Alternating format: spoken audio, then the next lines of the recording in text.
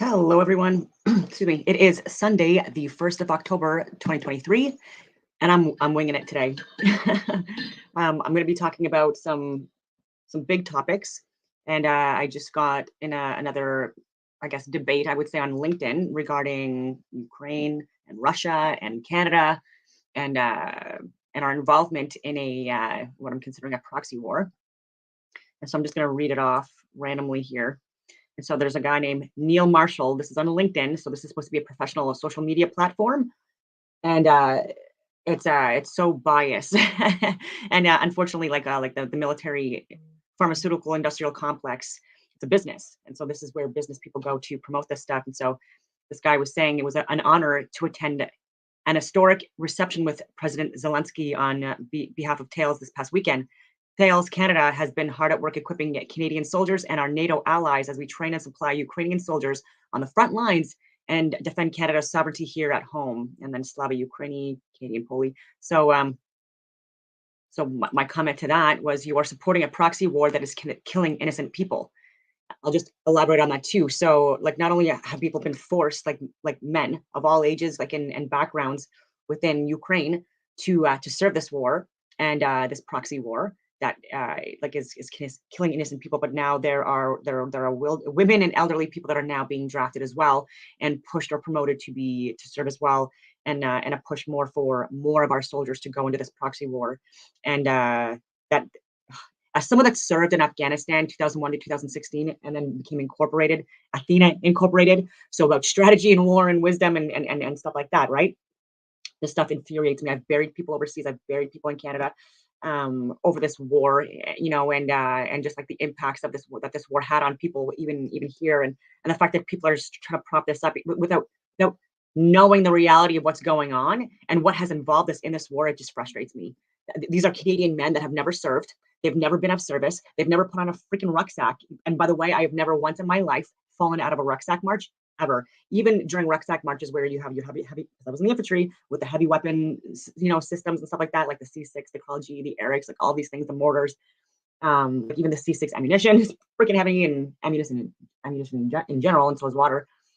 But I don't even know where I was going with this. Oh yeah, and like where I was even like helping men, big strong men, like going to get through rucksack marches and or carrying these heavy support weapon systems when there was only like, let's say, like four people left, like during like these crazy rucksack marches that we used to do for training, um and where like again, like even like grown ass men, strong fit men were dropping out and stuff like that.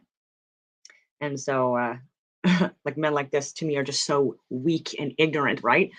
Okay, so and I said this too. So, as a veteran serving 15 years as a PPCLI officer and current business owner in Canada, or sorry, in Ottawa, I think you are on the wrong side of history.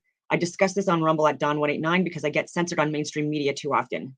NATO escalated tensions in Europe by reinforcing themselves on the border of Russia. That's true too. This was even years ago, right? Like where we kept on getting NATO involvement, like I've even said, like even Canadian involvement to go into these areas. And so that's reinforcing like NATO assets essentially. And this looks like an escalation of force, ladies and gentlemen. And they were saying this for years, which is why BRICS now is becoming more aligned because we look terrible, right?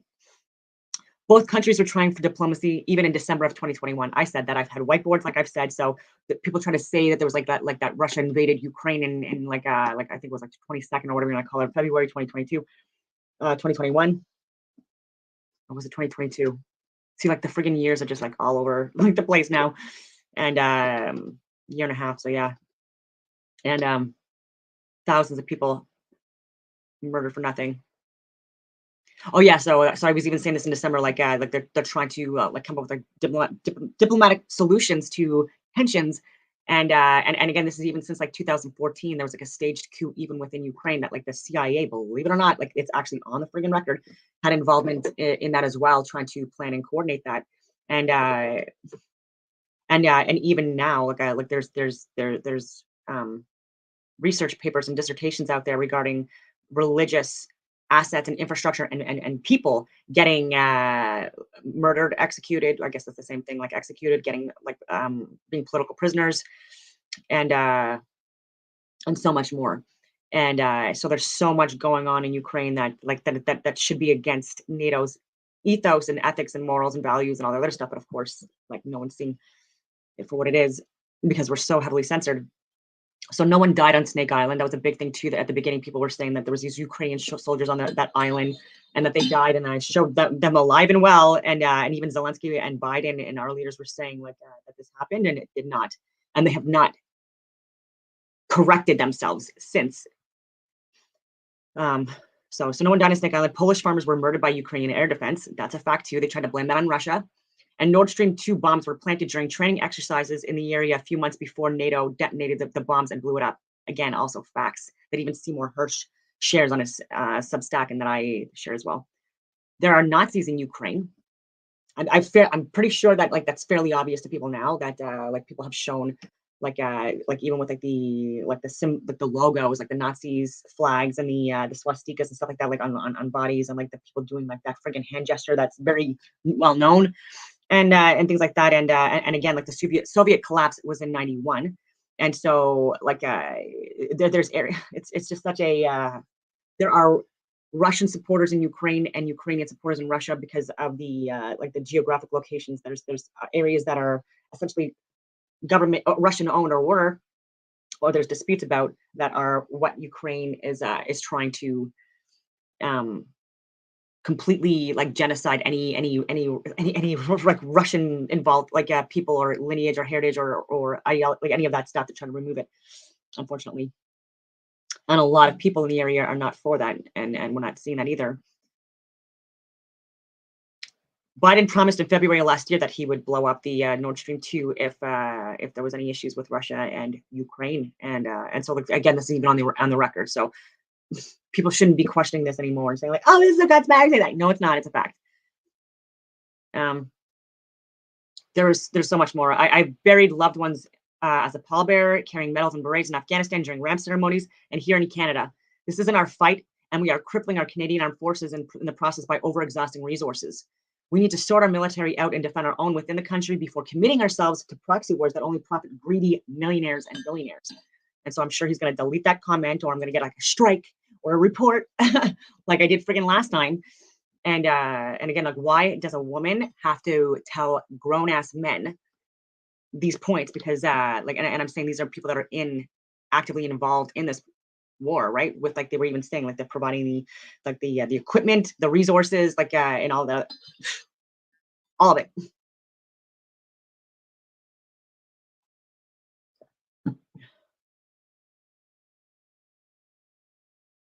Yeah, and so even with the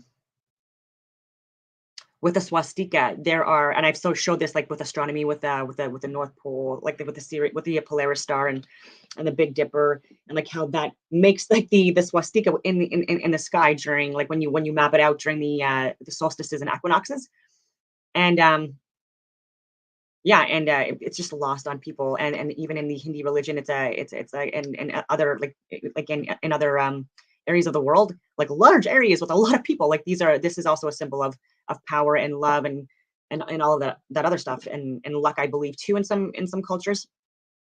And so yeah, and even with like the ideologies that certain groups have, it would be interesting for people to look more into it. And so if you haven't listened to the speeches and or the policies that were being implemented and what the media was saying and what the leaders were saying and stuff like that on all sides, then you're really like you're not getting even remotely you're not getting like the entire story, right? And so like even with Hitler, like I've had to like research him and like his backstory and his background and again that's how I knew that he was a socialist, a communist originally, and then like and he went under a minority government like the Socialist Party, and then aligned with the majority of government, um, who were what we consider right wing, who were trying to go against like the rest of Europe's with what their political like I guess political flavor was, because like the rest of Europe was communist socialist during the 20s, 30s, and 40s, and these are the areas too, like Ukraine, like Hungary, like Poland. Like I've said for years now, these are the areas that most of the crimes against humanity were committed, and there was a large involvement within these countries of people that were the truck drivers that were, the teachers, the doctors, the lawyers, the nurses, like not just the people that were like actively in government, but that were supporting them as well. And then the people in the communities that were like calling, like reporting their own and stuff like that, just like we were doing during the freaking pandemic. A lot of people, like crazy people, and and yeah, like people trying to police their own over like really arbitrary, unethical, illegal mandates and stuff like that. And this is stuff that was like escalated, obviously, when things got a little bit more tense and volatile in these areas too, which naturally happens. Um,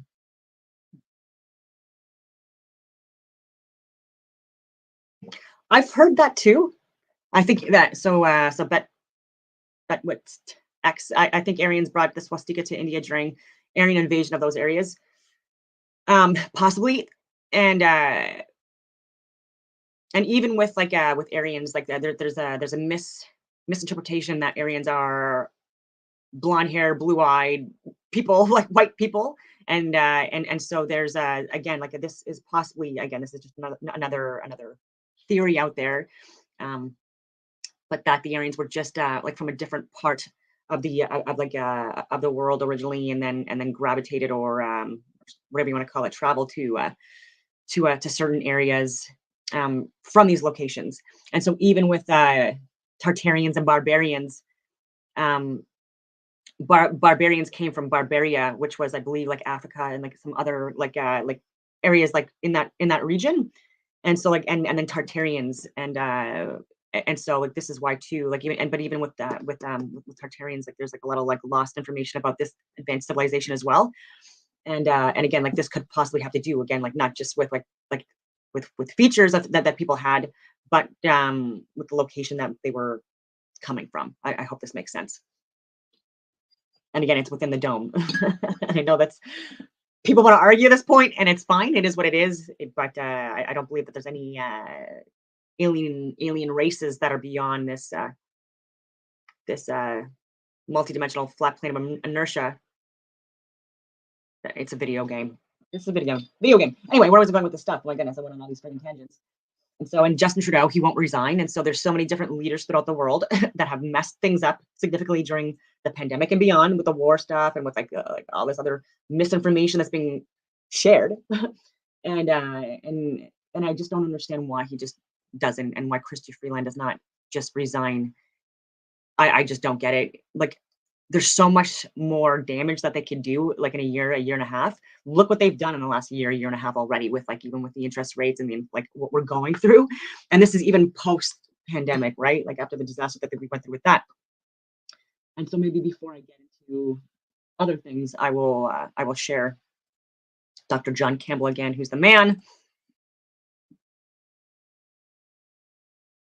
And he's talking about Saturday, the 30th of September.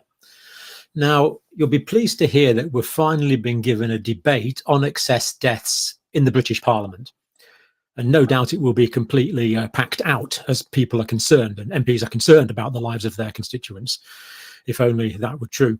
You know, we're supposed to have parliamentary government in this country. We have a government and we have an opposition. So the government should be advocating for the people, and the opposition should be saying, well, no, maybe you're not doing it the right way. But both of them are completely silent on this issue. It is really utterly unfathomable why they're both silent. Anyway, over to Mr. Bridgen first, and then we'll think about what he said. Since the beginning of this year, so 9 months ago, I've been asking on a weekly basis for a debate on a really important issue that affects every constituency, in fact, every community across the land, and it's also affecting most of the developed world. And that issue is excess deaths. It's been clear that the government and the opposition do not wish to support my requests for this important debate. All of my requests have been unsuccessful until now, but this week I've been told by the Speaker of the House of Commons that I've got the adjournment debate on the 20th of October, and the issue. So this is another political person, someone that's been of service, someone that's educated, someone that's an academic, someone that's been involved in, again, politics for a very long time. And did you see how many times this guy tried to get to be able to address the like their parliament? And this is the same thing with me within parliament here in Canada. Like they're repeatedly called, emails, all of this stuff, try to get meetings together and stuff like that, and actively actively ghosted and dismissed and vilified and character assassinated and like at the lowest levels. And then if you've seen my Rumble, you'll see like also targeted and harassed even by law enforcement. Even though I work with them, I work with the more with the ERT, with the higher levels, covert law enforcement types and homicide like these people, and not so much the ground cops. Even though I've trained peace officers for firearms training and stuff like that, and done advanced driving courses and stuff like that for like military police and anyway. We can debate. And recently, so like post military service, so like literally like I'm part of Athena Incorporated. I've done a lot of work since the military with all levels of government. Is trends in excess deaths. And I'm still waiting, unfortunately, on contracts that I used to work on. And because of what I'm sharing, this is stuff that I've been trying to share with these people, but I'm not getting an audience that's taking me seriously or this seriously. So that's why, again, like I reiterate why I'm having to do this over social media. It's infuriating. I would love to have these during closed door conversations and meetings or committees and panels and stuff like that, but still, just like this guy, like it's still. This will give me an opportunity to speak for about 20 minutes and for a minister to have to respond.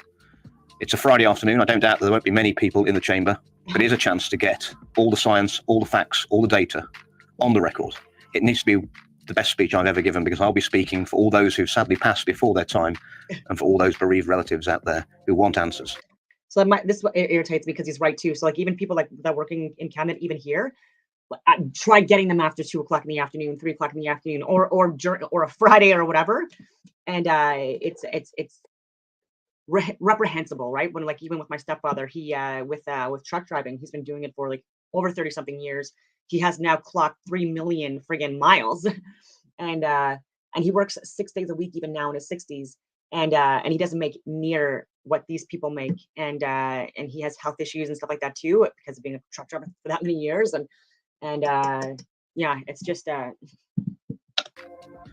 hope you'll watch the debate on the 20th of October, and I hope you'll urge your own elected representatives to attend. Thank you very much for listening to me. So what the heck, pray tell, is wrong with that, asking for a debate about excess deaths? Let's suppose he's completely wrong and there are no excess deaths, which we're going to be giving conclusive evidence in a minute. Then surely we have a parliamentary debate and people point out using reason and logic and counter data to show why he's wrong. That doesn't happen. There's a deafening silence. It's just impossible for me to explain sitting here. Now, Andrew Bridgen's speech on the 20th of...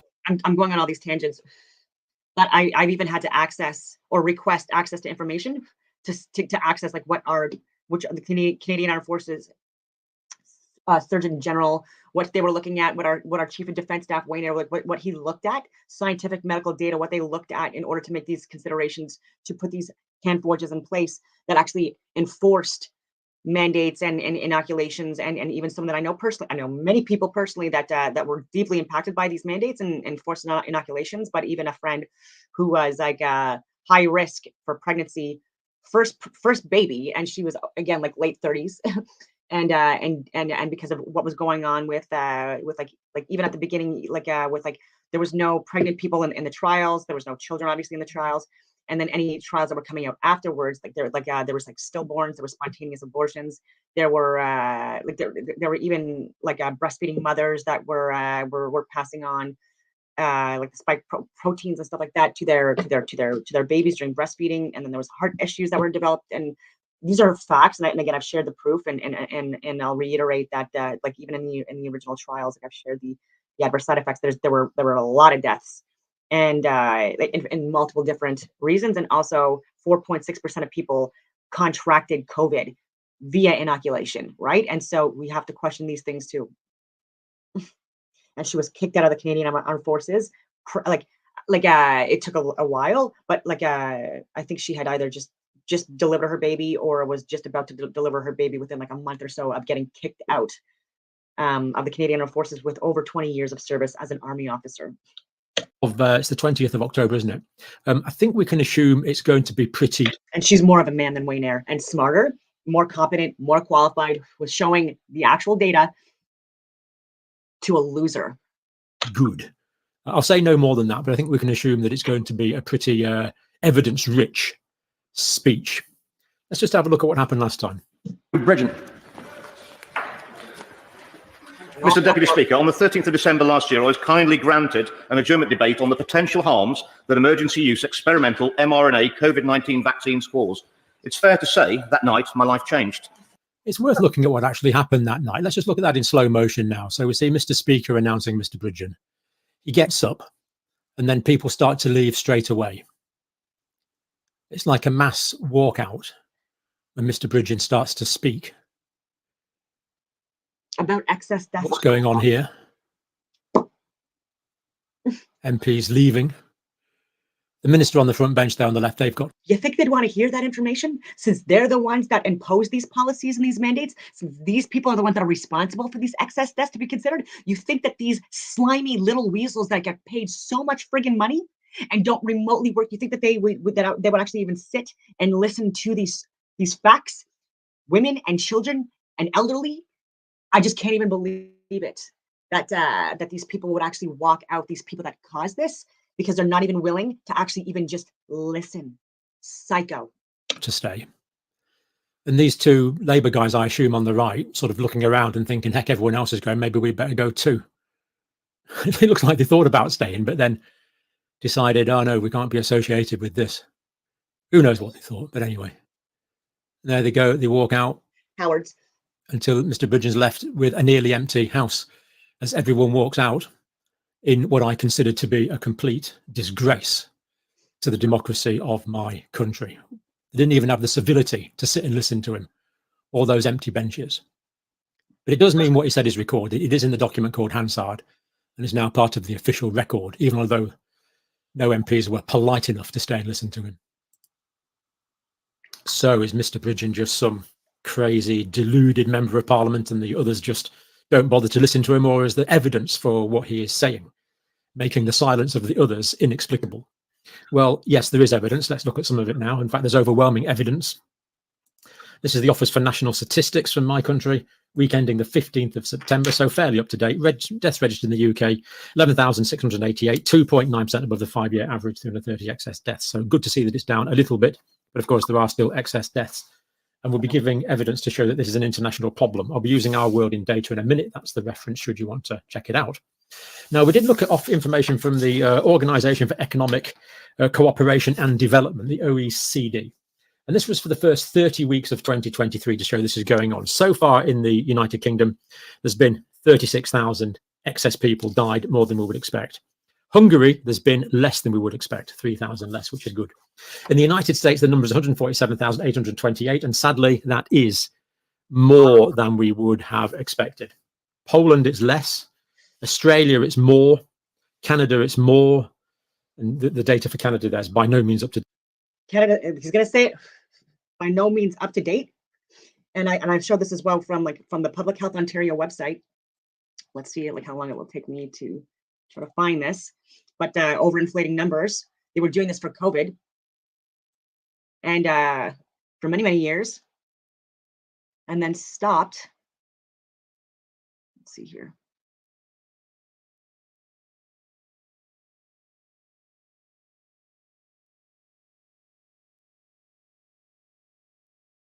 There we go. Okay.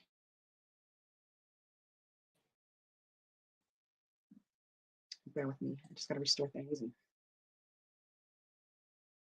then copy. Paste it on my secure browser. Sorry, I'm going to copy it.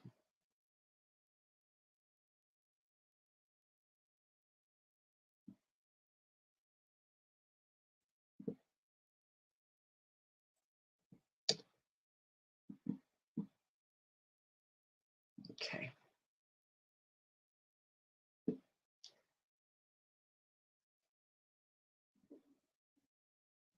It's now archived, by the way, so it's not something that you can access and you go unless you access the Wayback Machine.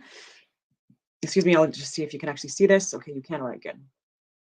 And of course, I'm archiving it now because this is proof. Archived in March of this year. Of course.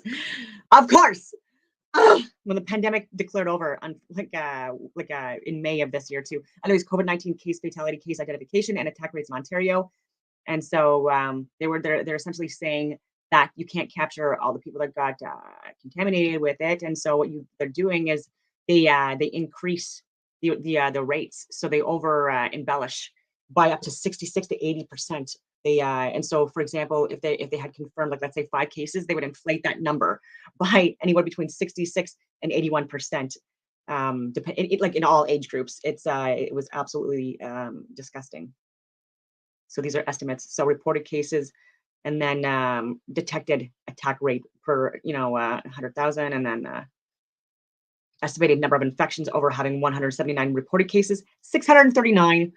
And then so we'll go down the list here. So out of a population of this, reported cases 2,838, estimated almost 9,000. And of course, they stopped doing that for deaths and stuff like that because it wasn't COVID related. Now it's vaccine related or excessive death related, like that we're not able to get any data on. Now they stopped doing that, and now they're getting more consistent with their accurate reporting. So again, it's all under it's a mess, and no one's getting fired. And yeah, I'll get back to Dr. John Campbell, because he's definitely way more of an expert on this stuff than I am. Unfortunately, he at the beginning was promoting the inoculations and stuff like that because he was looking at bought and paid for studies that were later debunked,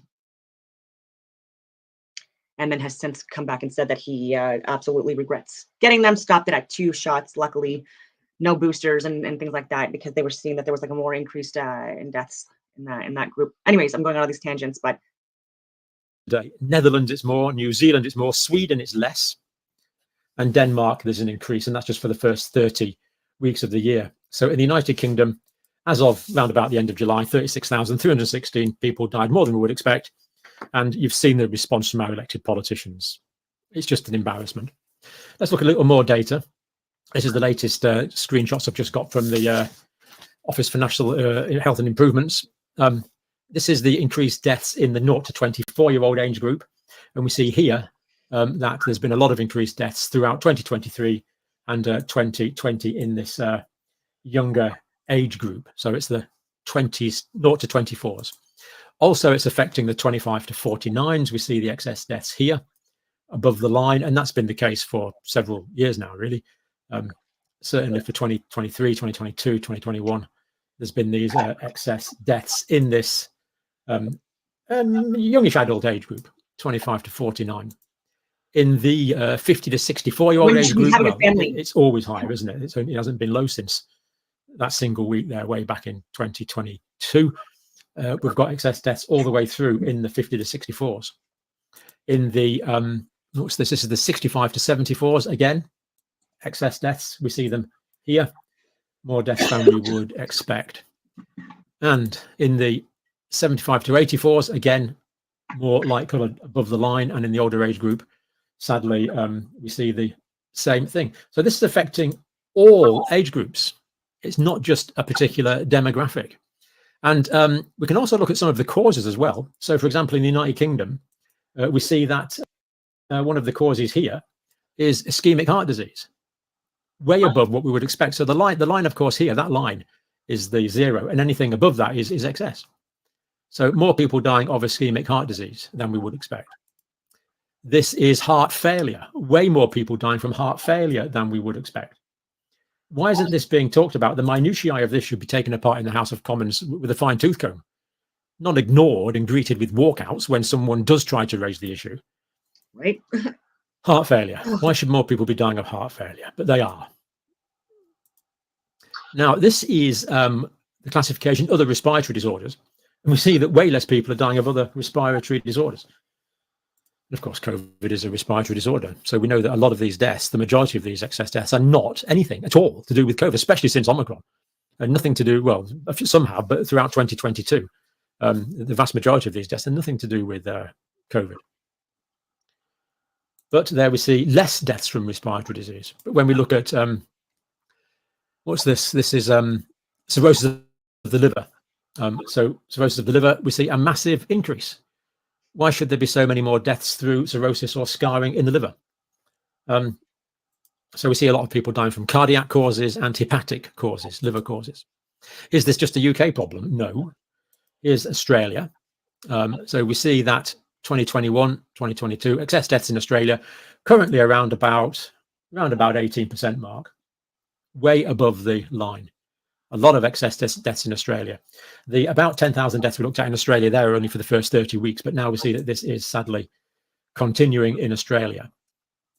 Then we look at Canada.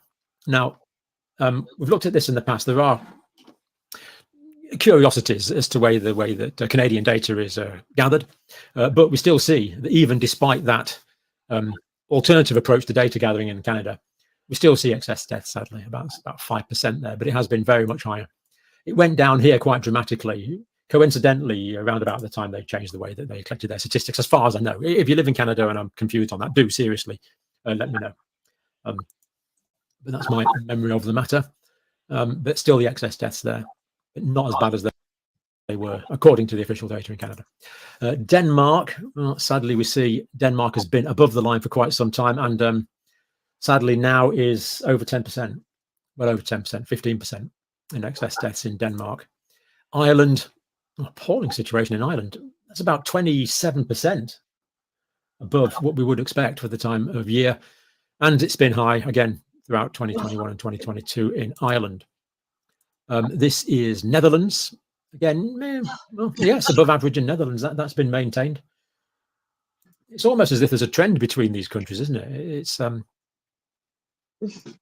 more deaths in Netherlands, more deaths in New Zealand. Now, we had hopes in New Zealand, it had gone down, but I'm afraid it's gone back up now to about 16% in New Zealand, having been high for, again, all of 2021 and all of 2022. So sadly, a lot of people dying in New Zealand, more than we would expect. The United Kingdom, above average, but again, not quite as bad as some other countries actually from this, but it's still high through 2021, 2022. I mean, in 2022, 2023, not really below the line at all. Most of the figures above the average line.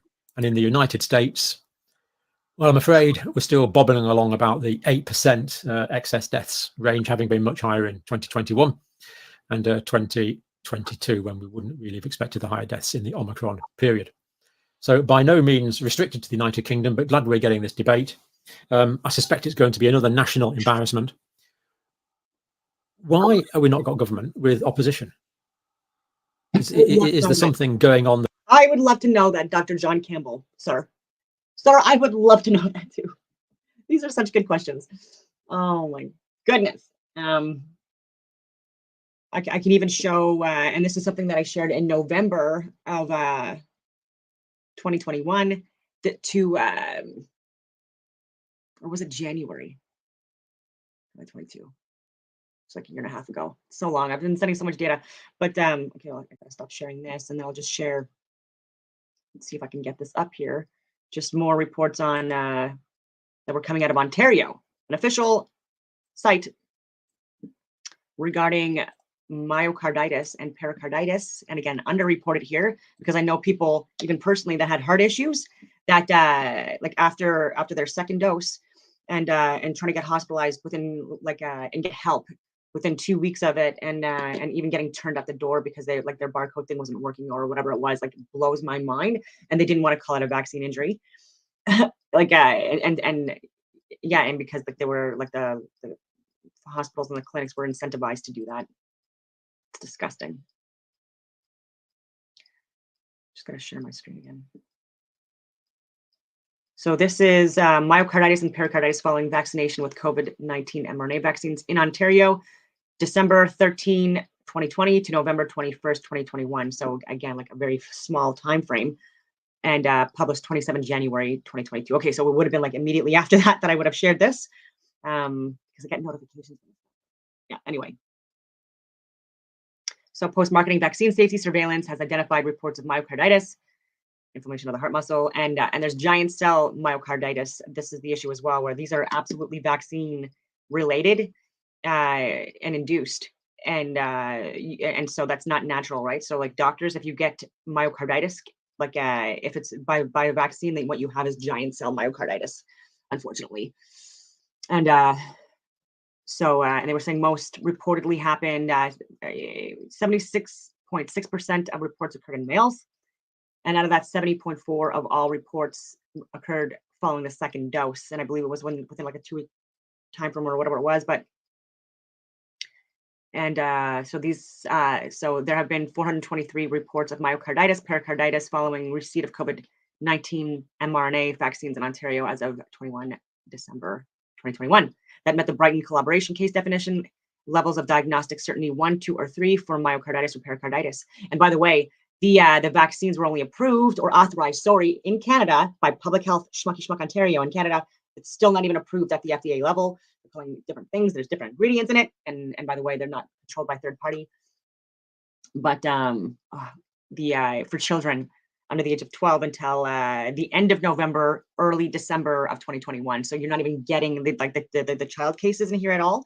And any of the other cases that have not been properly reported. So I shared this literally when it came out. So, and I was giving it to people like Dr. Kieran Moore, doctor, not a real doctor, Marisa Tam, Vera Etches, like Patty Ajou, you name it, Public Health Ontario, the media. I was giving it to all levels of cabinet, the local district leader, the mayor, all telling me that I was wrong. I'm like, you're not even looking at the data. What am I wrong about? I'm giving you information to look at. You know what I mean? Like, you're just assuming that I'm like against this stuff because of what I'm giving you, which is, you're right. But that's why you should be looking at the information, just like Dr. Don was saying.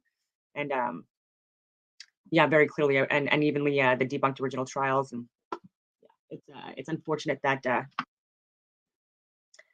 Canada is still not able to accept responsibility for things. But I mean, look at Justin Trudeau. He's blaming other people for the fact that we had a Nazi. And by the way, even in 2007, he was recognized by Parliament.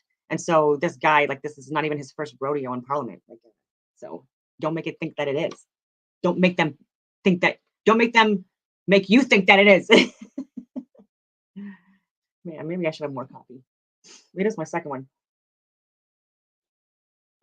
Already. Okay, so that's out of the way. I've talked about Nord Stream. So maybe I'll get onto something a little more, well, it's still controversial, but I want to talk about oil as abundant and that it's not a fossil fuel, that it's a petroleum, and how even decades ago people were trying to share this information and get it out there that we were being lied to when people started calling it a fossil fuel. Because again, that wasn't that long ago.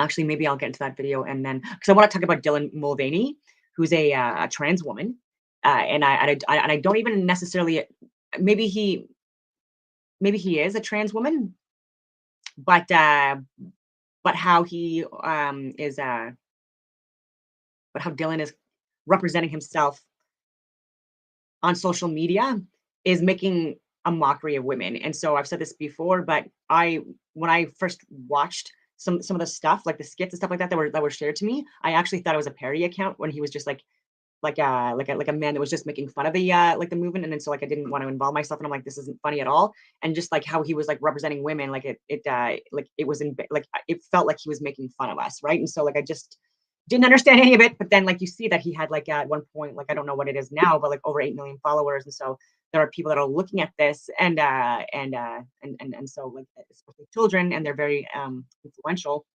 or they're very influenceable.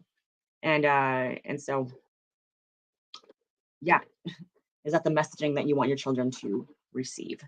I will leave it up to you. And again, I'll put on Blair White, who's also a trans woman, and that's someone that I would call a woman. She's beautiful and doesn't represent women in a disrespectful way, and is actually living the life like of a genuine woman, and again, like not making fun of us.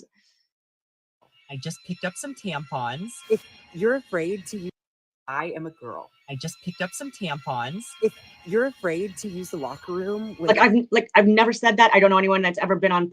I've just picked up some tampons. And why is he picking up tampons? A trans person, this is what you're 7 seconds in. afraid of. Normalize the bulge. We are normalizing the bulge. Women can't have bulges. No,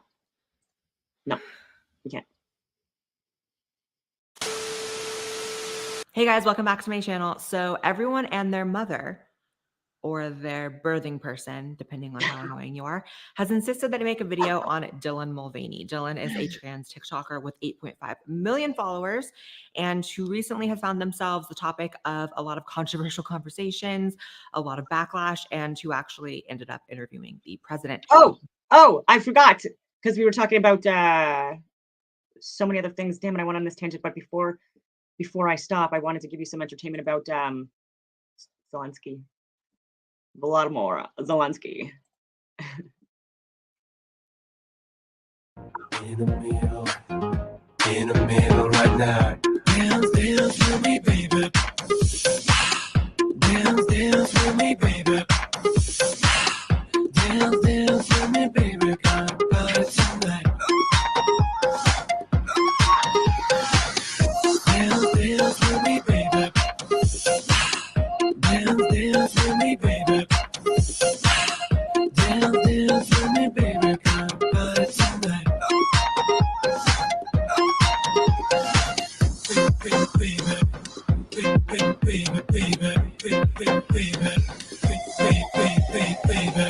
In the middle right now, in the middle right now, in the middle right now, in the middle right now, in the middle right now, in the middle, in the middle, in the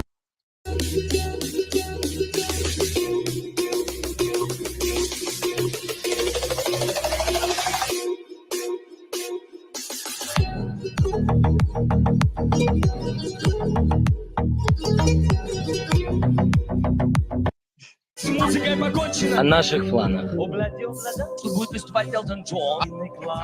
Реабилитационный центр. В самом шикарном ресторане поверит этих своих фигур. Знайка, это украинская версия. Будут радоваться. Yeah, so you get the point. An entertainer, a performer. And so now I'll get into Blair White.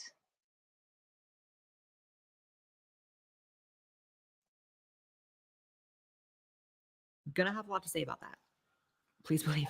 Now, Dylan rose to social media fame through their Days of Girlhood videos in which Dylan is chronicling transition from day one up until day now. So I haven't seen this one. Which is like 200 and something. And I believe that's like, what, 6 or 7 months?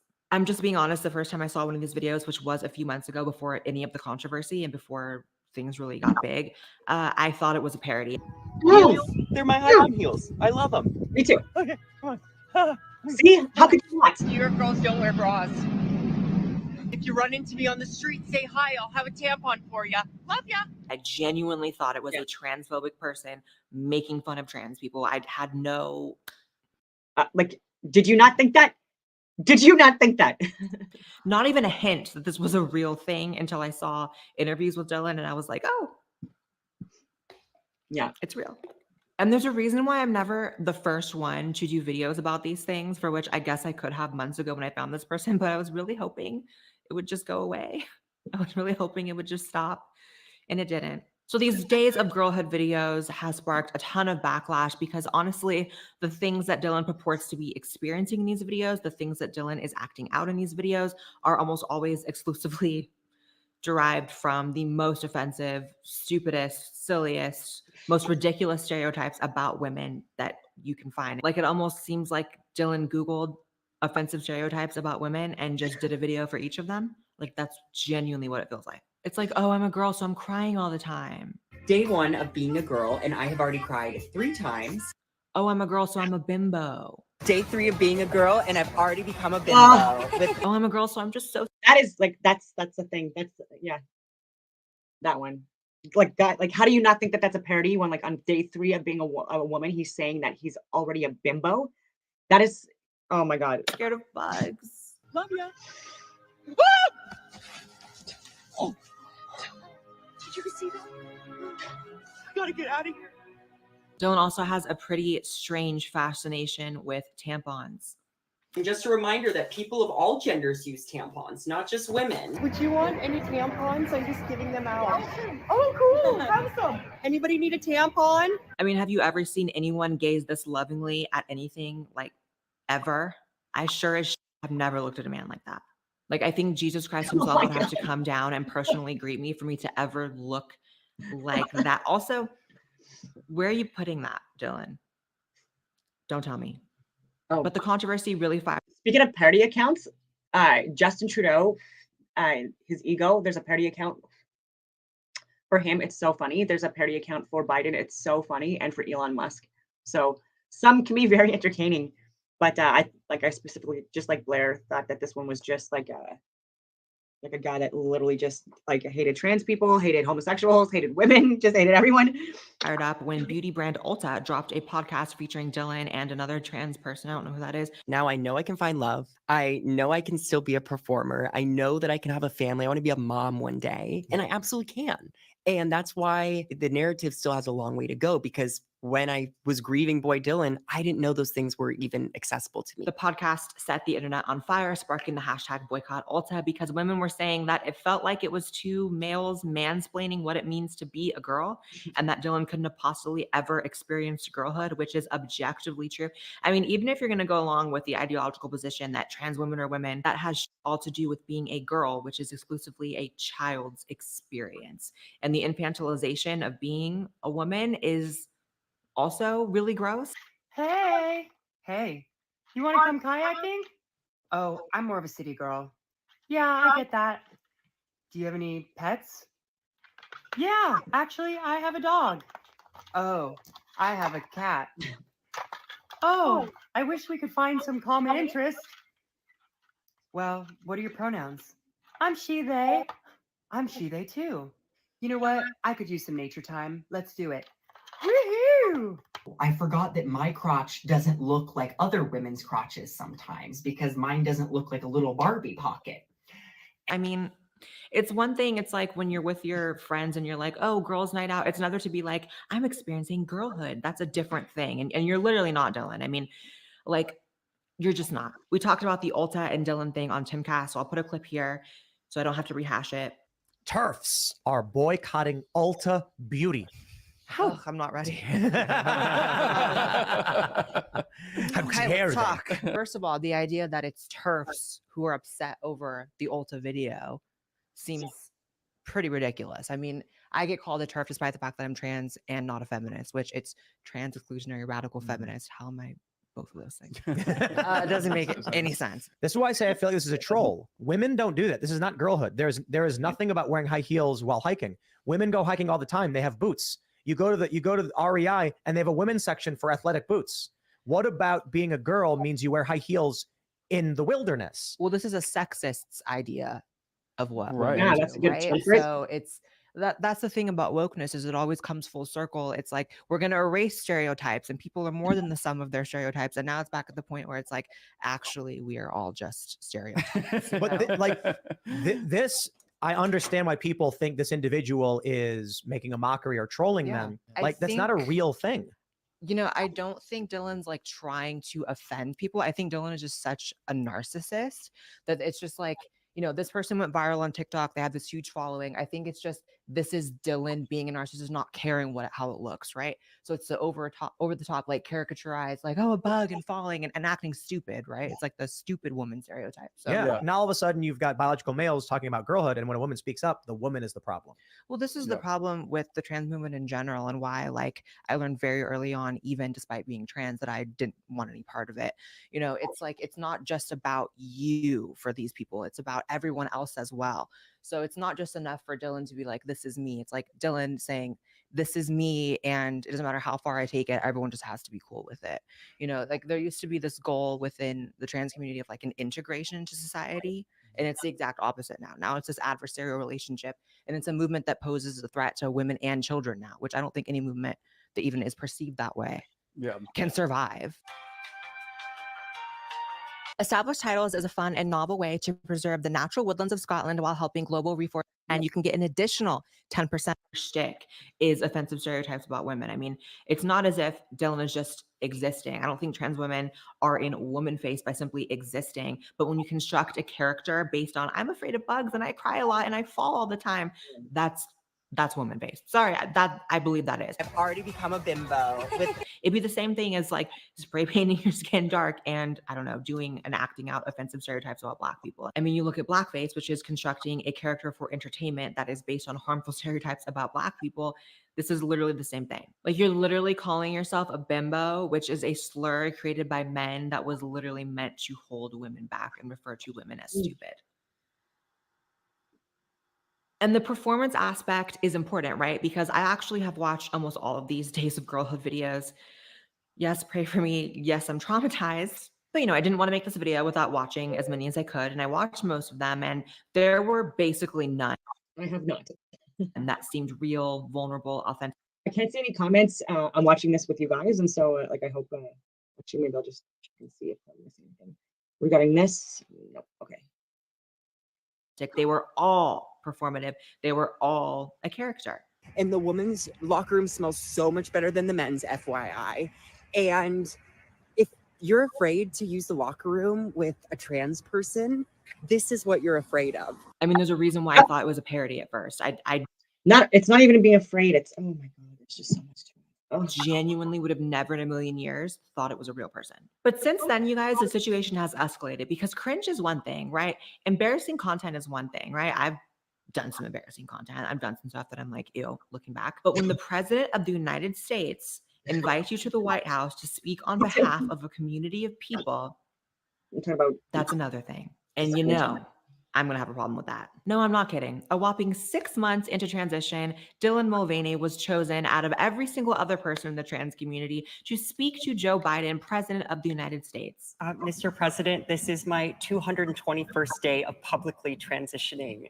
God love you. Yes, Dylan has girl bossed into the White House, and Dylan is arguably one of the most powerful trans people on the planet now. I mean, if you are invited to the White House as a representative and a spokesperson of an entire community of people, that is a pretty big deal. And that's why I'm also not accepting any Blair White's bullying a trans person narratives, because if a representative at the White House, a spokesperson for people like me, for an entire community of people, is beyond reproach, who can you criticize? I mean, you must have a really warped sense of like power dynamics to think that me, a YouTuber, should be unable to criticize someone who is in the White House speaking on my behalf. I mean, sorry, you asked for it. And I'm sorry, but I don't want a tampon loving, girlhood obsessed, Barbie pocket having weirdo 6 months into transition representing me to the president of the country I live in. I mean, granted, we all know the kind of president we have at this point. There's no way Joe Biden, even at this point, remembers who that person is or what conversation they had, right? And honestly, watching the video was kind of like watching a clown and a corpse converse. God love you. Cringe. I mean, honestly, the only thing that could have made this better is if Dylan sang their hit song to Joe. Normalize the bulge. We are normalizing the bulge. Women can have bulges, and that's okay. We're not going to stare at their crotches while they're wearing their I thought that was a joke too. Like it was funny to me, but but he's serious. little shopping shorts at the mall. Now, what did Dylan do upon having the amazing opportunity of having the ear of the President of the United States? Advocated for children transitioning, advocated for puberty blockers. This is my 221st day of publicly transitioning. God love you.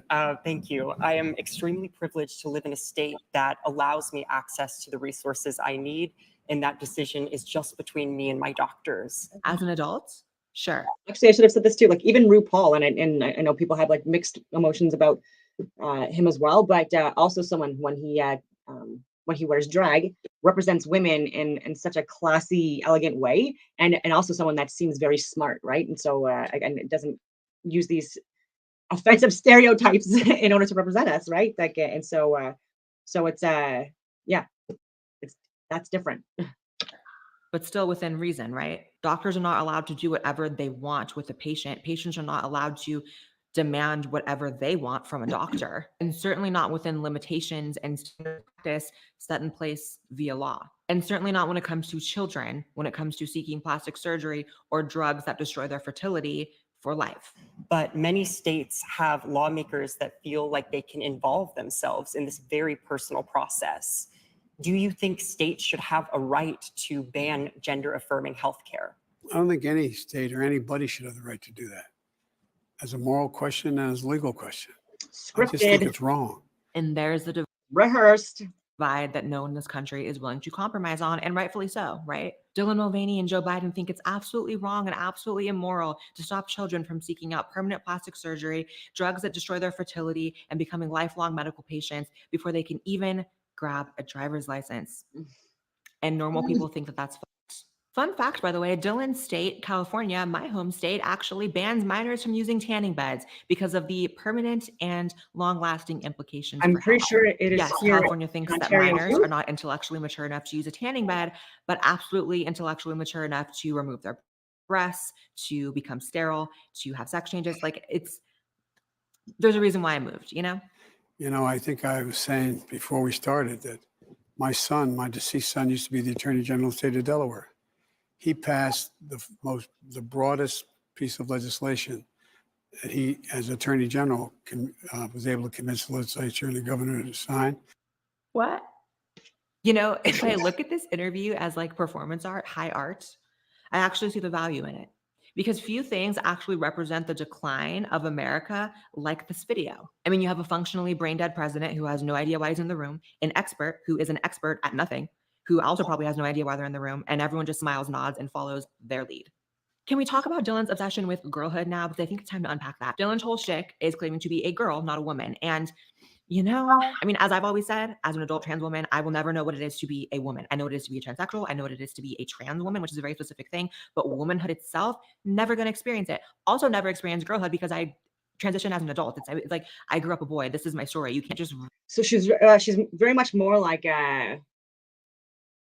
the girly boys or the lady boys, more commonly referred to in like Thailand and places like that. Thailand's a great place. I've been. It's amazing. Like I've done the deep solo diving, cliff jumping, rock climbing, snorkeling. Oh my goodness, it was a lot. And yeah, and the lady boys there are like they don't classify themselves as women either, and convince themselves that they can menstruate and procreate, like have a child within their womb, you know, and stuff like that. And oh my goodness, rewrite your story. You can't start as a child at 25 years old, which Dylan is. I think Dylan's 25. And I mean, Dylan, even if you follow the trans women are women mantra and truly believe that, that still wouldn't make you a girl.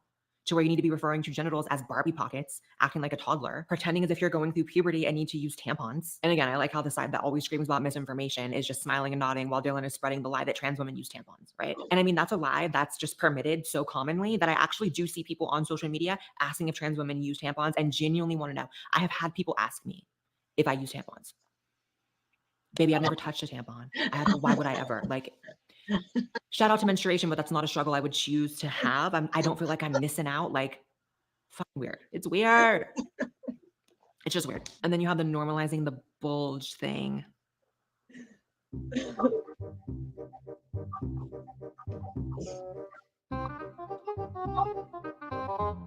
So I'm not gonna pretend like I have some deep, insightful commentary for this, other than like, just tuck your dick. Like, just do it.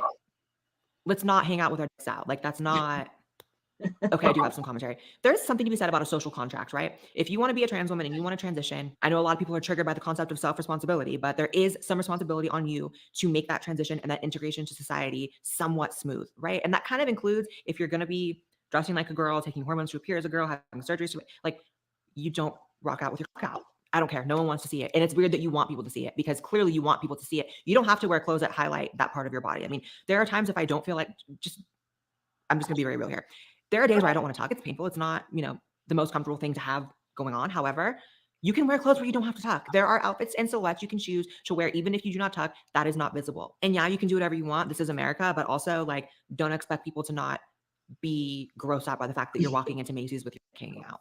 I mean, going around enforcing. It was like a sheer, like peach, like skin colored bikini bottom. ladder to becoming famous. And having lived in LA and been around the industry and known all types of Okay, so oh my goodness, that was enough about that. And so again, it's like what you do as an adult, whatever, right? Like I'm more libertarian, so like as long as it doesn't like impact me, and like as long as it doesn't like dictate like the way I live my life, right? Like, I shouldn't be forced to use pronouns and agree to sterilization and castration and irreversible damage being done to children, right? This is like the point that Blair's trying to make, and so many other people. And I do know people, like I've said before, personally, that have transitioned in adulthood, and I was fully supportive. And even like someone that even showed me like the post-op issues, complications that they like were having, and so many other things, and because it's not an easy process for people to go through, right? And so, but this is not things that should be done, advocated for children. Yeah, and yeah, it is what it is. But I'll stop sharing and talk about oil. So from Dot Connector. Allegedly, Gull Island, Alaska can supply the world's oil and natural gas requirements for 200 years alone. Abandoned non-fracked oil wells refill after 25, 30 years. Oil is abiotically derived. Very interesting. Let's see what another expert says as well. Fletcher Prouty. They defined oil as they back this up a little bit.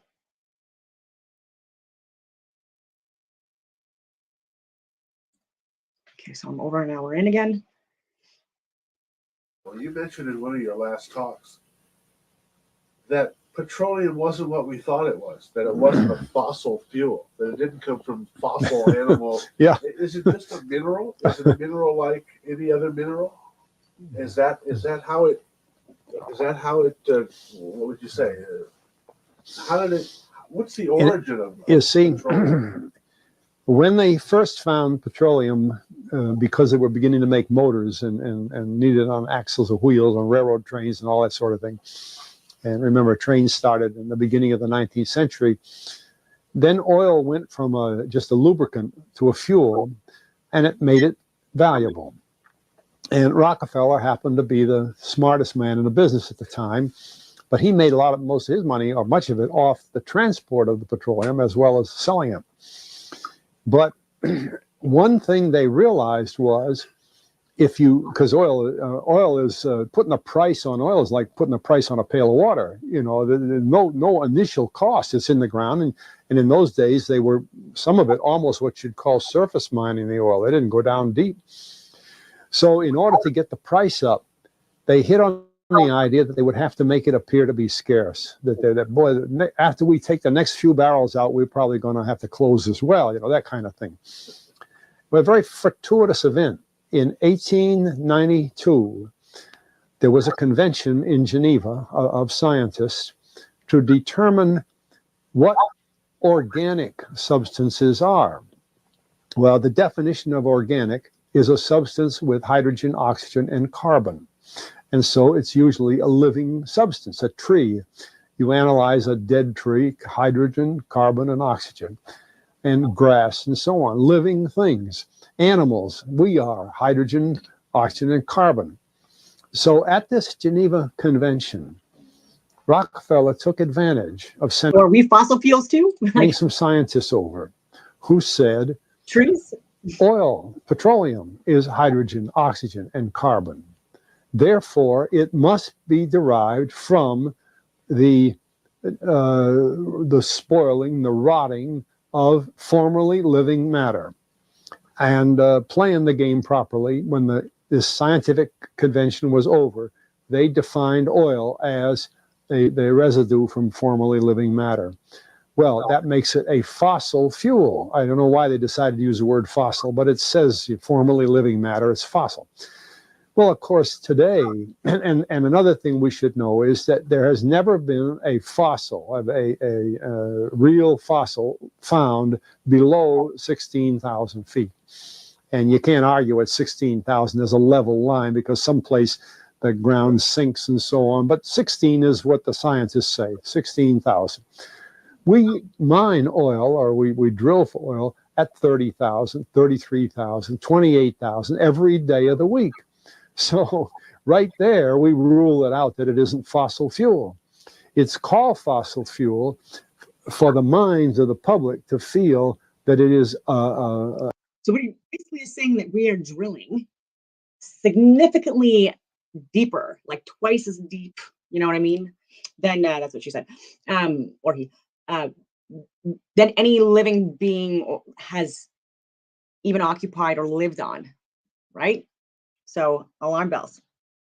An asset that is running out, being depleted. We talk about depletion allowance, which is a lot of, and actually, if you know the world's oil supply, you know that it is not going to run out for an awfully long time. It is the second most prevalent liquid on Earth. And we haven't begun to dig. Well, with all that the second most prevalent liquid on Earth, besides water. Background, you see, the people in charge of the petroleum business, for perfectly reasonable business things, like any other man in the business, wants to keep his price as high as he can get away with.